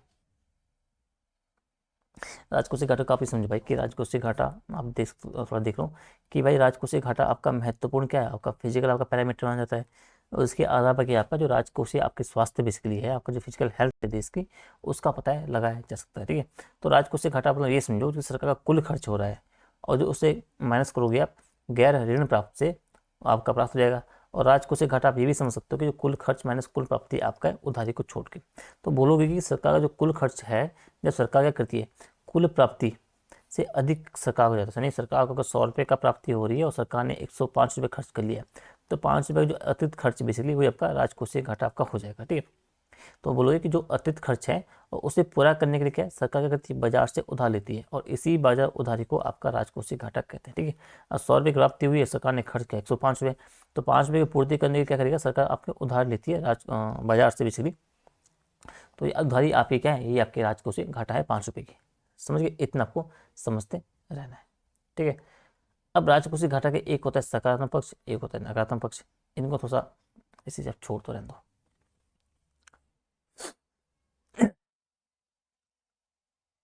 ठीक है, हीनार्थ प्रबंधन थोड़ा सा इंपॉर्टेंट, इसको थोड़ा समझो। ठीक है, हीनार्थ प्रबंधन आपका जो डेफिसिट फाइनेंशियली आपको जो फाइनेंसिंग आप बोलोगे कि यानी कि जो घाटे की वित्तीय व्यवस्था आप बोलोगे, क्या आप क्या बोलोगे, जब सरकार का खर्च आपका ज़्यादा है किससे, कुल प्राप्ति से, और सरकार क्या है इस मतलब जो आप बोलोगे इसे उधारी मतलब आप बोलोगे एक मिनट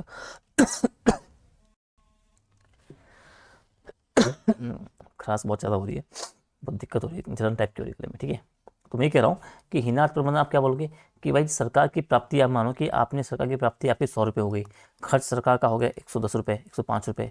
अब सरकार ने क्या जो ये 10 रुपये अतिरिक्त था इसकी उधारी आपके बाजार से ली। ठीक है, और जब ये मानो कि सरकार ने जो उधारी ली उस उधारी से भी ये 10 रुपये आपकी पूरी प्राप्ति नहीं हो पा रही है, इसकी क्षतिपूर्ति नहीं हो पा रही, तो जो सरकार जो आप कदम उठाती है, जो सरकार जो सहारा लेती है वो आपके हीनार्थ प्रबंधन बेसिकली होता है। यानी जब सरकार का खर्च आपका ज़्यादा होता है कुल प्राप्ति से, और सरकार क्या है उस उधारी से क्या है इससे अतिरिक्त खर्च को पूरा करना चाहती है, प्रयास कर रही है, लेकिन इस उधारी से भी इसका खर्च अतिरिक्त खर्च है इसको पूरा नहीं कर पा रही है, तब सरकार क्या आपका हीनार्थ प्रबंधन का आपका सहारा लेती है। तो इसको थोड़ा सा आपको इस तरीके से थोड़ा सा समझते रहना है। ठीक है, अब हीनार्थ प्रबंधन के तहत सरकार क्या करती है भाई, वो सरकार क्या करेगी 1 रुपये के नोट छाप सकती है, वो सरकार क्या करेगी सिक्के बेसिकली उन्हें छाप सकती है। सरकार क्या करेगी आरबीआई के पास आप जो स्थित उनका संचित रिजर्व होगा उसमें कमी कर सकती है, यानी अधिक से अधिक मात्रा में उन्हें ले सकती है।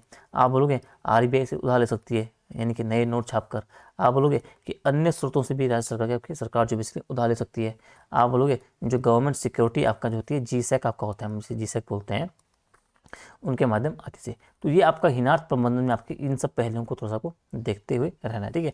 अब सरकार यह है कि अपने अतिरिक्त खर्च को पूरा करने के लिए क्या है, जो अतिरिक्त व अंतिम प्रयास करती है वही आपका हिनार्थ प्रबंधन आपका कहा जाता है, ठीक है। कि सरकार अपने जो अतिरिक्त खर्च बेसिकली है उसको पूरा करने के लिए जो अंतिम और जो अतिरिक्त और जो अंतिम प्रयास करती है वही आपका हिनार्थ प्रबंधन आपका कहलाता है, ठीक है।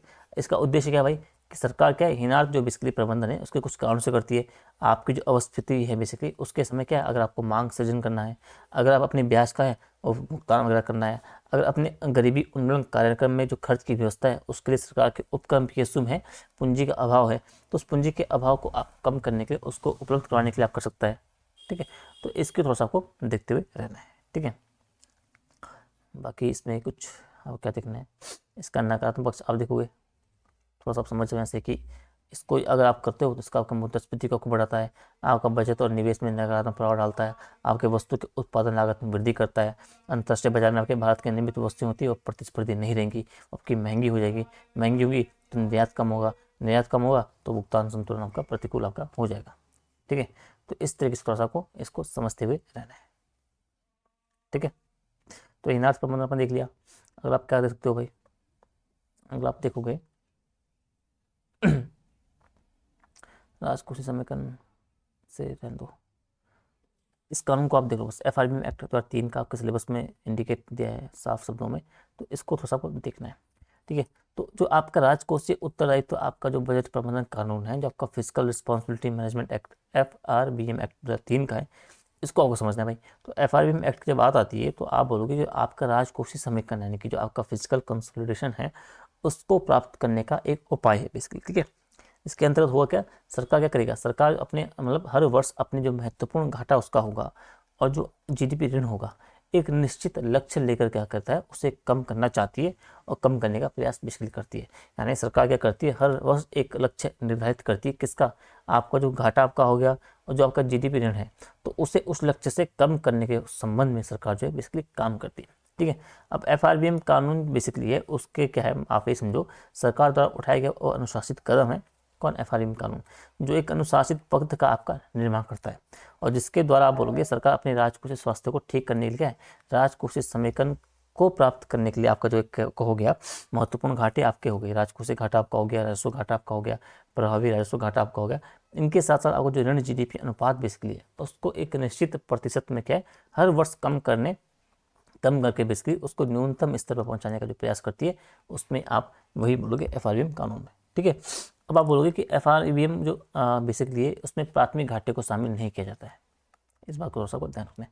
कौन कौन सी घाटा शामिल है, उसमें राजस्व घाटा शामिल है, प्रभावी राजस्व घाटा शामिल है, राजकोषीय घाटा शामिल है और ऋण GDP अनुपात आपके शामिल, आपका अनुपात शामिल बेसिकली है, ठीक है। तो इसको थोड़ा सा आपको ध्यान रखना है, ठीक है। तो FRBM एक्ट आपका लाया जाता है, ठीक है। उसमें लक्ष्य आपको बोलते हैं कि भाई आप क्या है, आप 2004 में बोला गया कि आपका 2007-8 तक आपको ये लक्ष्य आपको प्राप्त करने हैं, ठीक है। फिर संशोधन किया गया, बोला गया 2008-2009 तक आपको इन लक्ष्यों को प्राप्त करने हैं। अब किन लक्ष्यों की बात की गई इसमें, इन बातों को थोड़ा सा ध्यान रखना है। इसमें लक्ष्य की गई आपका कि भाई आपको 2008-9 तक इन लक्ष्यों को प्राप्त करना है। आप बोलोगे कि राजकोषीय घाटा क्या है आपका, प्रत्येक वर्ष क्या है 0.3% कम करके प्रत्येक वर्ष करके बेसिकली आपको क्या है 3% तक आपको लाना है, ठीक है। आपको प्रति वर्ष अपना जो राजकोषीय घाटा है उसे 0.3% के हिसाब से कम करते करते 3% तक लाना है। कब तक, 2008-9 तक, समझ गए। आप बोलोगे कि राजस्व घाटा क्या है, वो प्रत्येक वर्ष आपका 0.5 कम करके उसको शून्य करना है। तो राजकोषीय घाटा करना है आपका 3% पे, ठीक है। आपका जो राजस्व घाटा है उसे करना है शून्य पे प्रतिवर्ष 0.5 की कमी की गति से। और जो सरकार का ऋण बेसिकली है उसको 9% GDP से अधिक नहीं होने देना चाहिए और प्रत्येक वर्ष इसमें भी आपको 1% की कमी करनी है, ठीक है। तो 3 लक्ष्य घोषित किए गए 2004 में कि 2008-9 तक आते आते आपको इनकी प्राप्ति करनी है भाई, ठीक है। अब लक्ष्य की ओर तो हम अग्रसर थे ही, ठीक है, हम उसमें काम कर रहे थे, लेकिन फिर क्या होता है कि 2008 में आपकी आती है ग्लोबल फाइनेंशियल आपकी जो मंदी आपकी आती है, जो वैश्विक आर्थिक संकट आपका आता है जो यूएसए से आपका शुरू होता है बेसिकली, ठीक है। और उसमें होता है कि भारत का आपका शेयर मार्केट आपका होता है वो आपका एकदम से गिर जाता है, उसका मेल्टडाउन आपका हो जाता है, और भारत की समृद्धि पर क्या है, इसका एक बड़ा इम्पैक्ट आपका पड़ता है। ठीक है, तब सरकार आपका निर्णय लेती है बेसिकली कि सरकार क्या है, अभी एफआरबीएम के लक्ष्यों की प्राप्ति की जगह क्या कर रही है, सरकार समृद्धि दर को आपको प्राप्त करने में फोकस करेगी। तो सरकार बोलती है कि भाई अभी तुम इस स्थिति में नहीं है कि आप एफआरबीएम एक्ट को, आप जो आपके लक्ष्य हैं उनकी प्राप्ति कर पाओ, तो अभी हम क्या कर रहे हैं, आपको जो समृद्धि दर गिरी हुई है उस पर हम फोकस करने का काम करेंगे। ठीक है, आप बोलोगे कि एफआरबीएम में विचलन का कोई आपका बोलोगे स्कोप नहीं था, यानी किसी साल अगर एफआरबीएम में लक्ष्य प्राप्ति में अगर स्किप करते हैं तो अगले साल क्या आपको फिर से शून्य का से शुरू बेसिकली करना होगा। ठीक है, तो फिर आप क्या बोलोगे कि सरकार द्वारा क्या किया गया, एफआरबीएम जो लक्ष्य बेसिकली उसे स्किप किया गया और सारा ध्यान दिया गया समृद्धि दर, आप बेसिकली आपकी आर्थिक समृद्धि दर को बढ़ाने में। ठीक है, और इससे आपका हुआ क्या, जो सरकार ने उस पर ध्यान दिया नहीं, सिर्फ आर्थिक समृद्धि आपको बढ़ानी भाई, तो सरकार का खर्च क्या आपका वो बढ़ता गया, आपका जो डेप्थ था, आपका जो वो सब चीज़ें थी वो आपका बढ़ता गया। फिर होगा क्या, फिर 2012 में आपका फिर आपका संशोधन होगा एफआरबीएम एक्ट में। ठीक है, और आपका जो प्रभावी आपका राजस्व घाटा था उसको भी शामिल किया गया, और लक्ष्य रखा गया भाई अब कि 2015 तक क्या है इसे शून्य किया जाए। और सरकार क्या आपका सरकार बेसिकली आपका जो मिड टर्म एक्सपेंडिचर स्टेटमेंट है वो भी आपका प्रस्तुत करेगी। तो अब 2012 में एफआरबीएम में आपका संशोधन होता है, और फिर आपका बोला गया कि 2015 तक आपको ये आपका जो प्रभावी राजस्व घाटा है इसको आपको बेसिकली क्या है, आपको शून्य करने का काम करना है। समझ गए, तो इन बातों को थोड़ा सा देखते रहना है। ठीक है, फिर आपको इसमें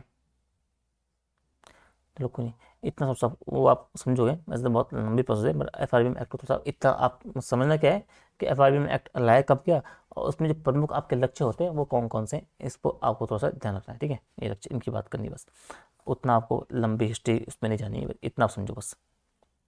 ठीक है, ये भी आप छोड़ सकते हो। ठीक है, फिर बजट के प्रकार, फिर बजट के प्रकार क्या होते हैं, आपको पारंपरिक बजट रखा हो गया, प्रोग्राम बजट, निष्पादन आउटकम परफॉर्मेंस बजट रखा होता है आपका जीरो, आपका शून्य आधारित बजट, ये आपको थोड़ा सा पढ़ना है, और लैंगिक बजट आपको पढ़ना है, आउटकम बजट। ठीक है, हाँ एक आउटकम बजट हम पढ़ लेंगे, बाकी छोड़ देंगे, सारा आपका इनसे बनेगा अगर बनेगा। ठीक है, तो सबसे पहले आप आओ आउटकम बजट पे। तो आउटकम बजट की मैं बात कर रहा हूँ,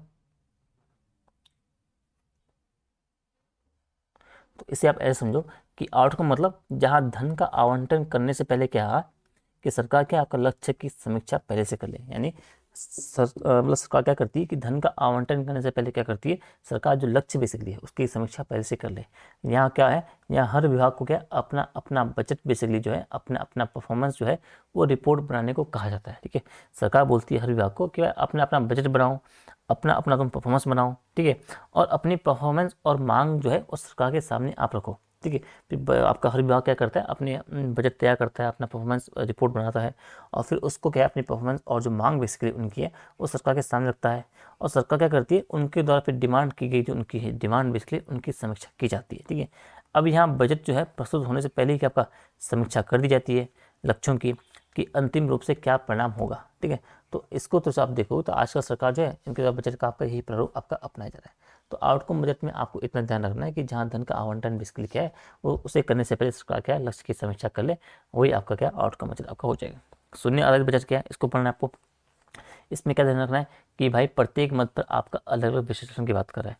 पीटर पायर की संकल्पना आपकी है किसकी, शून्य आधारित बजट की, यानी आपको बोलोगे कि शून्य आधार बजट एक ऐसा बजट है जिसके निर्माण में क्या है, उसके निर्माण में आधार जो बेसिकली है वो शून्य माना जाता है।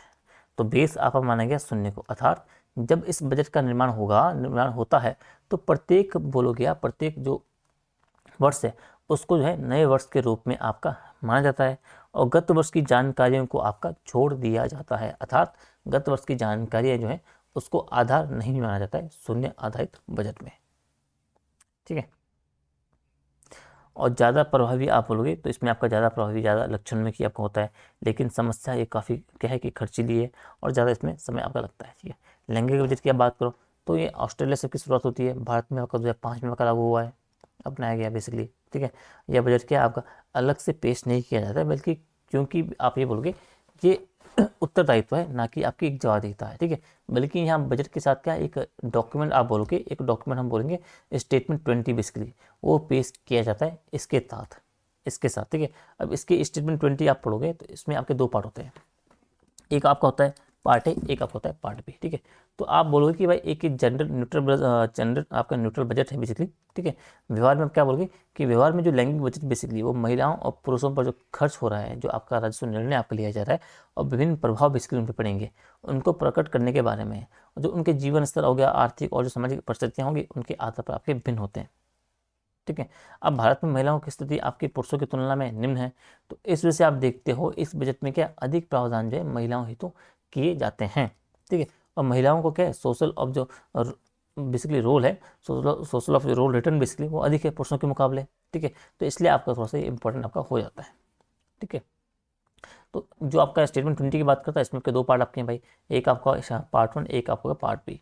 तो पार्ट 1 की ये बात करेगा, इसमें पार्ट का जो 70% आपका जो होगा वो महिलाओं पर खर्च करने की बात बोली जाएगी, ठीक है। और पार्ट बी में जो चीज़ें होंगी उसमें आपका 30% आपकी जो महिलाओं पर बेसिकली है वो खर्च करने की बात बोली जाएगी।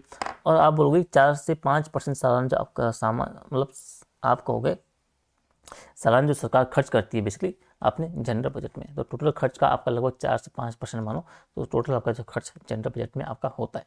तो बजट जो जेंडर आपका जो लैंगिक बजट है उस तरीके से आपको थोड़ा सा जानते रहना है, ठीक है।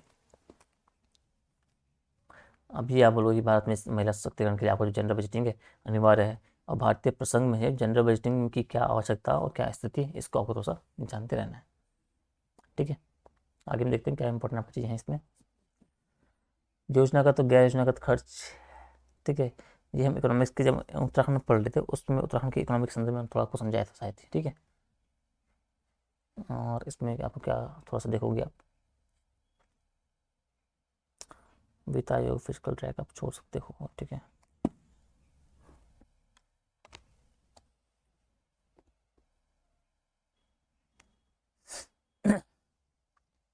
इसको आपको देखना है। और क्या क्या, इंडियन टैक्स की सीमा कराधान,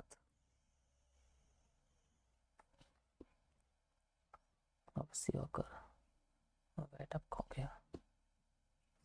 जीएसटी वाला पार्ट तो आप तैयार जा सकते हो, ठीक है। मे बी जीएसटी में इस बार थोड़ा सा चेंजेस हुए हैं उसके टैक्स लैब में, तो उस वजह से आपका सबसे इंपॉर्टेंट बन जाता है। तो आई उम्मीद है कि उससे आपका सवाल बन सकता है, तो जीएसटी वाले सेगमेंट को आप थोड़ा सा तैयार करके चल जाना, ठीक है।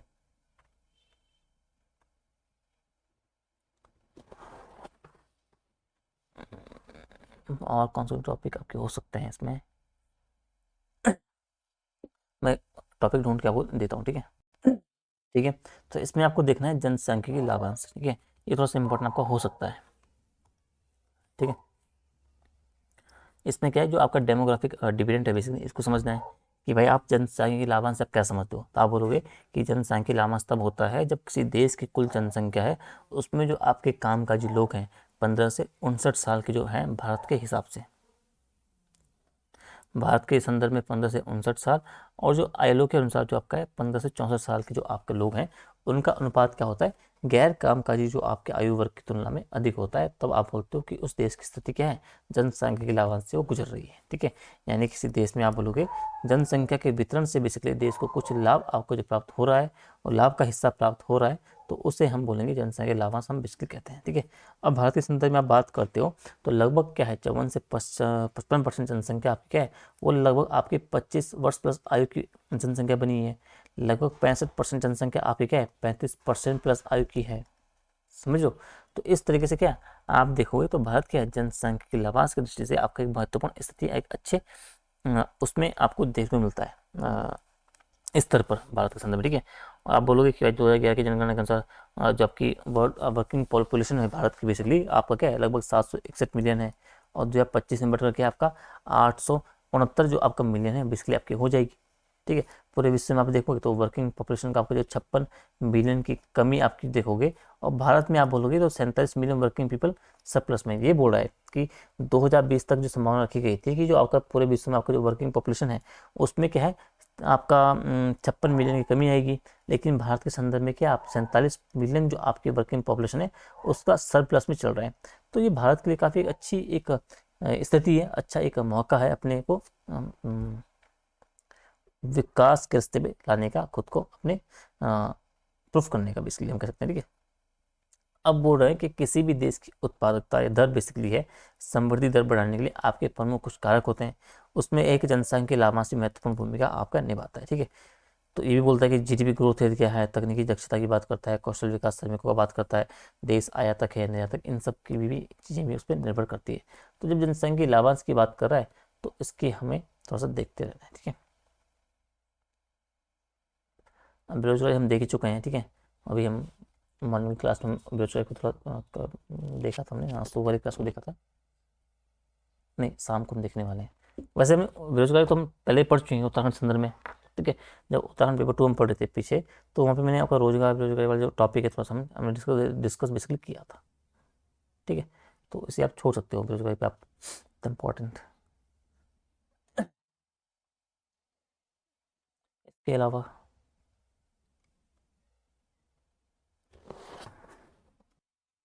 ठीक है, एक छोटा सा टॉपिक यहाँ पे ये है कि भारत में आप जब बात कर रहे हो कि निर्धनता का दुष्चक्र के बारे में थोड़ा सा आपको समझना है कि भाई निर्धनता का दुष्चक्र होता क्या है।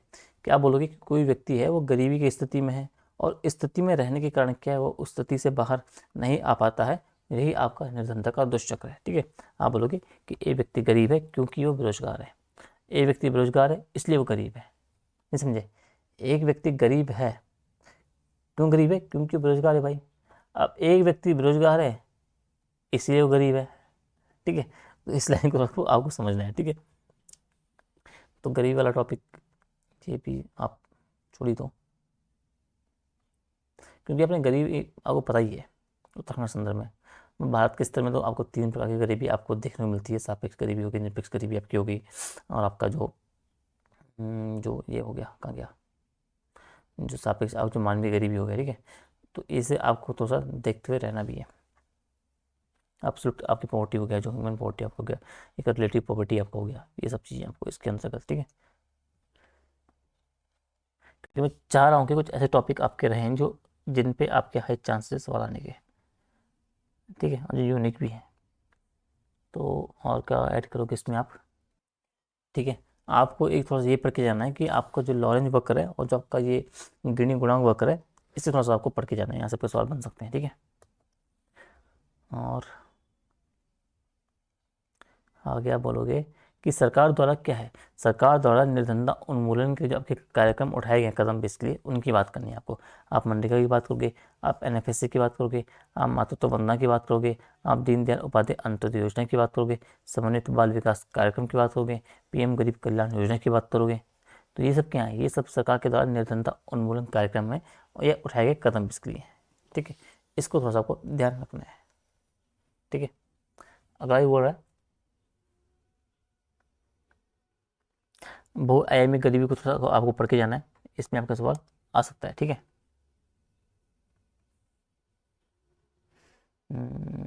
ठीक है, बाकी कुछ चीज़ें क्या है आपकी।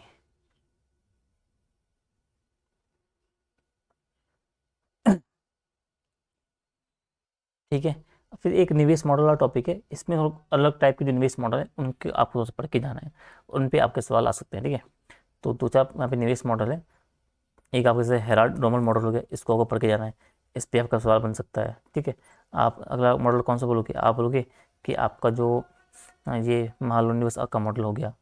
ठीक है, ये आपका हो गया। आप आगे क्या बोलोगे, आप जो आपका वेज गोल आपका जो गोल्स मॉडल है इसकी बात करोगे आप। ठीक है, इसके अलावा आपका जो नए आपके जो मॉडल हैं, जो नई आपकी अवधारणा है, आपका जो ट्रिप आप पीपीपी मॉडल आपका हो गया, इसकी बात करोगे। ठीक है, ये पीपीपी क्यों है, क्यों आवश्यक है भारत में, ठीक है, किस तरीके से काम करती है, इस संबंधित मुद्दे कौन है, इन सबको थोड़ा सा देखते हुए जाना है। ठीक है, इसके अलावा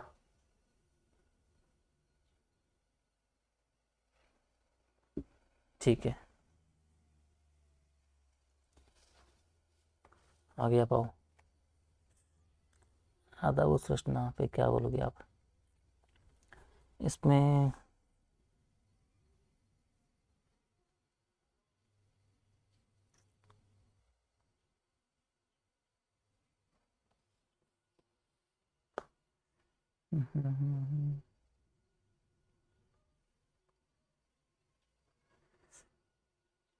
बाकी ये आप देख सकते हो कि विद्युत क्षेत्र में किस सरकार के क्या कदम उठाए सुधार के लिए। उदय उज्जवल आप बात करोगे, आप एलईडी कार्यक्रम की बात करोगे, दीनदयाल उपाध्याय ग्राम ज्योति योजना की बात करोगे, सौभाग्य योजना की बात करोगे, नवीकरणीय ऊर्जा स्रोतों की बात करोगे, तो इनको भी थोड़ा सा साइड साइड आपको जानते हुए रहना है। ठीक है, सौभाग्य हो गया, नवीकरणीय ऊर्जा स्रोत आपके जो हैं, तो ये नवीकरणीय ऊर्जा स्रोत बेसिकली इनको थोड़ा सा आपको जानना है। सौर ऊर्जा आपका हो गया, ठीक है, इसको आपको पढ़ना है। इस पर आपको अंतर्राष्ट्रीय सौर गठबंधन है, इसकी भूमिका को देखना है, समझ लो। इसके बाद सौर ऊर्जा को बढ़ावा देने के लिए सरकारी कदम क्या क्या है भाई। आपने 500 गीगावाट का लक्ष्य रखा है 2030 तक नवीकरण ऊर्जा से प्राप्त करने का, तो आपका 100 गीगावाट का लक्ष्य आपका 2022 आपका था सौर ऊर्जा से प्राप्त करने का। FDI 100% की बात की गई है, PLI स्कीम से जोड़ दिया गया है, बेसिक कस्टम ड्यूटी लगाने की बात कही गई है आपका। इसके अलावा PM कुसुम योजना आपकी होगी, PPP को प्रभावी बनाना, नेट मीटरिंग आपका, ये सब कई आपकी योजना आपके सामने चली आ रही है। ठीक है, तो सौर ऊर्जा को तो सबको जानते रहना है नवीकरणीय ऊर्जा के संदर्भ में। ठीक है, आगे कच्चा तेल लावा हो गया, छोड़ सकते हो आपका।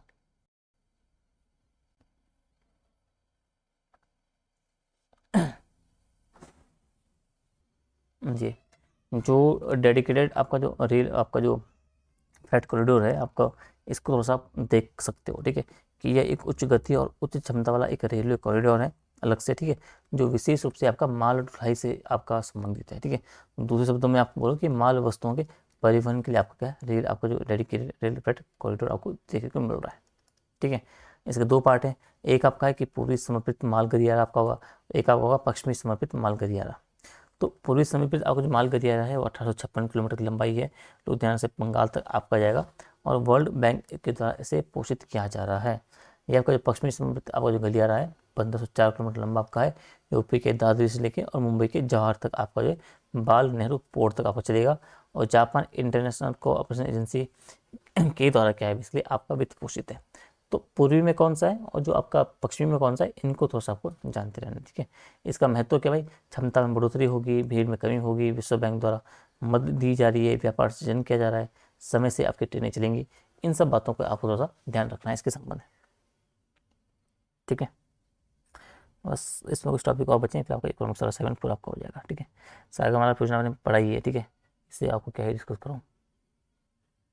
ठीक है, इंपॉर्टेंट तो पूरा सिलेबस, लेकिन उसमें भी कुछ ज़्यादा इंपॉर्टेंट जो है वो आपको थोड़ा सा याद रखना है। ठीक है,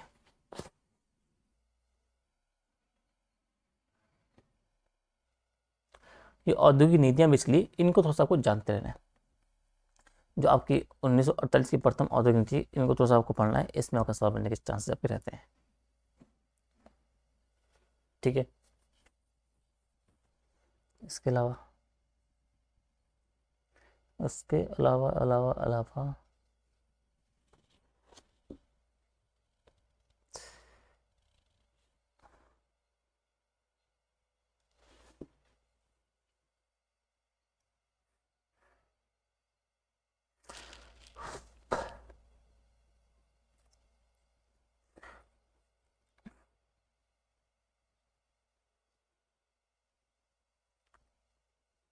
उसके अलावा जो ये आपका उदारीकरण वाला चैप्टर है ना, आपका जो लिबरलाइजेशन की वाली बात है, इसको थोड़ा सा आपको अच्छे से तैयार करना चाहिए। आपको ये पढ़ना है, आपको प्राइवेटाइजेशन पढ़ना है, आपको ग्लोबलाइजेशन पढ़ना है, सब इसको पढ़ना है। ठीक है, इसका मतलब ये कि आपको सरकार द्वारा जो आपके लगे आपके जो प्रत्यक्ष जो भौतिक आपके नियंत्रण थे, उनसे अर्थव्यवस्था को मुक्त करने की बात ही आपका उदारीकरण था। ठीक है, लिबरलाइजेशन। ठीक है, लिबरलाइजेशन लिबरलाइजेशन बेसिकली। ठीक है, औद्योगिक क्षेत्र में क्या किया गया भाई, औद्योगिक क्षेत्र में आपके उद्योग जो आपके लाइसेंस थे उन्हें समाप्त किए गए।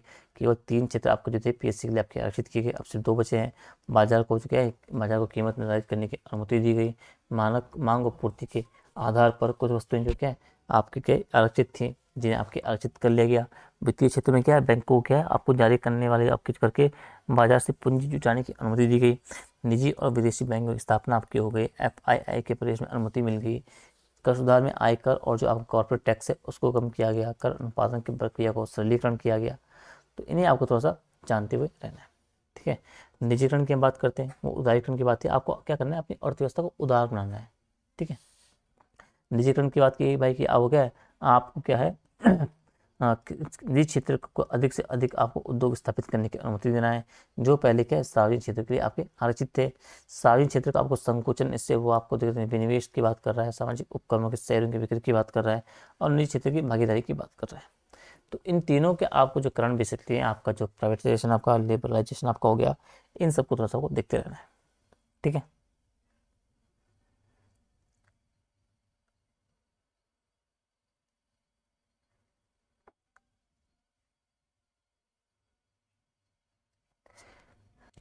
हम्म साथ ही जो ये आपकी सरकार की आपके प्रयास ना, मेक इन इंडिया आपका हो गया, मेड इन इंडिया आपका हो गया, स्टार्टअप पॉलिसी इंडिया हो गया, स्टार्टअप इन इंडिया हो गया, इन सबको आपको अच्छे से तैयार किया जाना है। इनसे भी आपके हाई चांसेस हैं कि आपके सवाल बन सकते हैं इकोनॉमिक्स के संदर्भ में। ठीक है।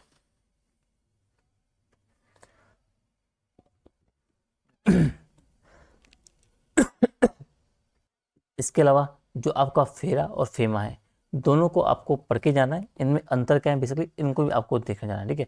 फेरा की बात करोगे आप, ठीक है, और फिर फेमा की बात करोगे। ठीक है। इससे क्या हो गया, हैंग हो गया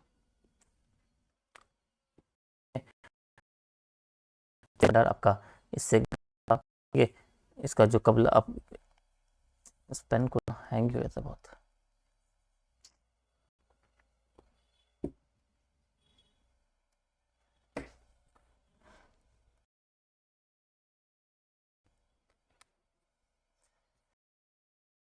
ना ये पॉज हो पा रहा है, ना ये रुक पा रही है।